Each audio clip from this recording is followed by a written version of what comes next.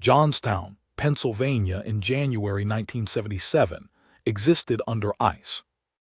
The Conemaugh River had frozen into a solid channel through the center of the valley. Snow lay heavy on the steep hillsides that hemmed the city in on all sides. The steel mills along the river stood silent under cold fog, their smokestacks dark against a white sky. The city had endured one of the coldest Decembers on record, and January offered no relief. Temperatures stayed below freezing for weeks. The river became a road of ice. The valley knew floods. The 1889 disaster had killed more than 2,000 people when the South Fork Dam collapsed. The 1936 St. Patrick's Day flood had submerged downtown under 17 feet of water. Flood control systems had been built afterward, levees, channel walls, dams upstream. The valley had been reshaped around the memory of water. But ice was different. Along the Conemaugh, slabs of frozen water began to stack. The river had narrowed over decades of industrial development. Buildings crowded its banks. Bridges crossed at intervals, their support columns rising from the riverbed. As the cold deepened, ice formed in layers. Beneath the surface, slush accumulated. The channels that had been straightened to move water efficiently now trapped ice in rigid corridors. By mid-January, the ice on the Conemaugh measured more than 2 feet thick in places. The river beneath it continued to flow, but the surface remained locked. The valley was silent. Snow muffled sound. The air smelled of coal smoke and frozen mud. Then the temperature changed. On July 19, a warm front moved across western Pennsylvania. Within 24 hours, temperatures climbed from the teens into the 40s. Rain began to fall, not the light drizzle of early spring, but steady, heavy rain that drummed on rooftops and ran in sheets down the valley walls. The snow on the hillsides began to melt. Runoff poured into the tributaries that fed the Conemaugh. The river began to rise beneath its frozen surface. The ice did not melt evenly, it broke. Slabs the size of cars separated from the banks. Chunks of ice lifted and began to move downstream, grinding against each other, stacking in places where the river narrowed or where bridge supports interrupted the flow. The sound of ice cracking echoed through the valley, sharp reports like rifle shots, followed by the low grinding of ice on ice. By the evening of July 19, the Conemaugh had risen 6 feet. The ice jams formed dams. Water backed up behind them, spreading across the frozen surface, seeking any gap. The pressure built silently. Johnstown was a city of narrow streets and crowded blocks. Homes and businesses sat close to the river. Basements extended below street level. The flood control systems had been designed to manage water, not ice. The levees could hold back a river in flood stage, but they could not stop ice from stacking higher than the walls themselves. By nightfall, the river had risen 10 feet. The ice held. The valley waited. The mechanics of an ice jam flood are straightforward. Water flows downstream until it encounters an obstruction. The obstruction can be a bridge, a bend in the river, a narrow channel, or ice itself. When water cannot pass, it accumulates. The level rises. Pressure increases. Eventually, the obstruction either holds or fails. In Johnstown, the warm spell of July 19 created conditions that hydrologists had long warned about. The rapid temperature increase, more than 30 degrees in a single day, combined with steady rainfall to produce runoff at rates the frozen river could not accommodate. Snow that had been stable for weeks melted into slush. Tributaries swelled. The Little Conemaugh, Stony Creek, and smaller streams that fed into the main channel all carried meltwater and rain into a river system that was still locked under ice. The ice itself became the problem. As the river rose, sections of ice lifted and broke free. These slabs moved downstream until they reached points where the river narrowed. Bridge supports acted as collection points. The Poplar Street Bridge, the Main Street Bridge, the Walnut Street Bridge, each became a site where ice accumulated. The slabs stacked vertically, forming dams that spanned the width of the river. Behind these jams, water pooled. The river rose faster in these areas than it did in open sections. The pressure behind the ice increased with each foot of additional water. The jams held until they didn't. When an ice jam fails, it releases not just water but ice. The force is compounded. Water that has been held back surges forward in a wave. Ice slabs, some weighing several tons, move with the current. Everything downstream is struck by both flood and frozen debris. The National Weather Service had issued flood warnings on the morning of July 19. By afternoon, those warnings had been upgraded. Hydrologists from the Army Corps of Engineers monitored the river levels. The data showed rapid increases. The ice, however, made prediction difficult. Standard flood models assumed open water. Ice jams were less predictable. They could hold for hours or fail in minutes. By early evening, the river had risen to flood stage. The ice jams at several bridges were holding back significant volumes of water. Officials in Johnstown began issuing evacuation notices for low-lying areas. Radio stations broadcast warnings. Police moved through neighborhoods near the river, knocking on doors. The problem was not just the Conemaugh. Stony Creek, which joined the Conemaugh at the point in downtown Johnstown, was also experiencing ice jams. Water was backing up in both rivers. The confluence became a bottleneck. The point, the historic heart of the city, sat at the lowest elevation in the valley. By 8:00 p.m., the river had risen 14 feet above normal levels. The ice jams continued to hold. Water spread across the frozen surface, creeping toward the tops of the levees. The temperature remained above freezing. The rain continued. At 8:47 p.m., the ice jam at the Poplar Street Bridge failed. A steelworker named Joseph Casper lived on Washington Street, 3 blocks from the Conemaugh. He had worked the day shift at Bethlehem Steel and had returned home in the afternoon as the rain intensified. He later described hearing the ice break. The sound came first, a deep crack, then a sustained grinding noise that seemed to come from everywhere at once. Casper went to his front window. He could see the river from there, though the fog made it difficult to distinguish details. What he saw was movement. The ice on the surface of the Conemaugh was shifting.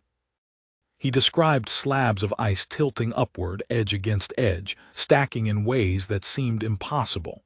The noise grew louder. Then he saw the water. It came in a surge, not a wave. The difference was important. A wave rises and falls. This was a wall of water that kept rising. It moved across the frozen surface of the river, then over the banks, then into the street. Casper said the water was brown and thick with debris. Logs, chunks of ice, pieces of buildings, all moving together in a mass that seemed solid. He moved to the second floor. From there he watched the street fill. Cars that had been parked along Washington Street lifted and began to turn sideways. The water pushed them against the buildings on the opposite side. He heard metal scraping against brick. He heard glass breaking. He heard car alarms, brief electronic wails that cut off as the vehicles submerged. A police officer, Thomas Gillen, had been stationed near the Main Street Bridge when the ice jam broke upstream. He later reported that the water arrived without warning. One moment the street was wet but passable. The next, water was flowing over the curbs, rising 6 inches, then a foot, then 2 feet in the span of minutes. Gillen attempted to move his patrol car to higher ground. The engine stalled. Water entered through the door seams. He abandoned the vehicle and climbed onto the hood, then onto the roof. From there, he could see the downtown area beginning to flood. Streetlights illuminated sections of the water, creating pools of yellow light in the fog. Most of the city remained dark. He described the sound as a roar, not loud but constant. It was the sound of water moving through a confined space, carrying everything with it. He heard smaller sounds within it: the crunch of ice hitting buildings, the scrape of metal on pavement, the hiss of water entering basements. A resident of Woodville, a neighborhood north of downtown named Margaret Haven, later recounted standing in her kitchen as water began to seep through the floorboards. She lived in a house built on a slight rise above the normal flood plain. She had not evacuated. The water came from below, rising through the basement, then through the floor. She described the smell: mud, chemicals, something sharp and metallic that burned the back of her throat. She moved to the second floor with her 2 children. From the window she could see her neighbors' homes. Lights were on in some. Others were dark. She saw a car float past, moving slowly, turning in the current. She saw a streetlight bend and fall. The fog thickened. The rain continued. The water kept rising. By 10:00 p.m., downtown Johnstown was submerged. The water depth varied, 5 feet in some areas, 10 in others. The ice jams had broken in sequence, sending surges through different parts of the city at different times. Some neighborhoods flooded quickly. Others experienced a slower inundation as water backed up from blocked drainage systems. The night turned the flood into something invisible. Residents trapped on upper floors could hear the water but could not see it. They heard crashes as debris struck buildings. They heard the groaning of structures under stress. They heard sirens, brief, distant, then gone. The collapse was not a single event. The ice jams broke in stages over several hours. Each failure sent a surge of water downstream, adding to the flooding already underway. The jams at the Poplar Street Bridge, the Main Street Bridge, and the Walnut Street Bridge all failed between 8:00 p.m. and midnight. Each release compounded the disaster. Water rushed into downtown Johnstown from multiple directions. The Conemaugh flooded from the east. Stony Creek flooded from the south. The 2 rivers met at the point, creating a zone of maximum inundation. Buildings in this area experienced the worst of the flood. Water rose to first-floor ceilings. Basements filled instantly, the force of the water blowing out windows and doors. Cars stacked against telephone poles and parking meters. The current pushed vehicles into clusters, sometimes 3 or 4 deep. Buses were lifted and turned sideways. Delivery trucks floated briefly, then sank as water entered their cargo holds. The flood carried ice. Slabs weighing hundreds of pounds moved with the current, striking anything in their path. Buildings along the riverfront sustained damage not just from water but from impact. Walls collapsed. Windows shattered. Storefronts were pushed inward. People climbed. Those who had not evacuated moved to upper floors, then to attics, then to roofs. Some used axes to chop through roofing material to reach the outside. Others climbed out of windows. The roofs were slick with rain and ice. The fog made it difficult to see more than a few feet. Rescue attempts were limited. Boats could not operate in water filled with ice and debris. Emergency vehicles could not reach flooded areas. The city's emergency response system, which relied on telephone lines and radio communication, was partially disabled. Power outages affected large sections of the city. Streetlights went dark. Traffic signals stopped working. By midnight, the water had reached its peak depth. In downtown Johnstown, flood levels measured between 8 and 12 feet. In low-lying neighborhoods along Stony Creek, depths exceeded 15 feet. The flood control levees, designed to contain the river within its channel, had been overtopped. The walls themselves became obstacles that trapped water in residential areas, preventing drainage. The night remained black. The fog absorbed what little light remained. Residents trapped on roofs or in upper floors waited in darkness. The temperature dropped. The rain turned to sleet. The flood transformed the city's geography. Streets became rivers with currents strong enough to move cars. Intersections became whirlpools where water from different directions collided. Basements became submerged chambers. First floors became ceilings for rooms filled with water.